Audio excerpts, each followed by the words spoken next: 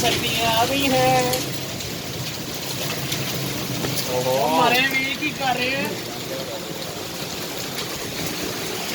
अल्लाह बात करे वीर कितना कितना है जाके तो पूरी चाबी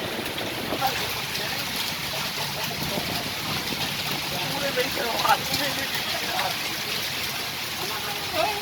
क्या बात ये हो गया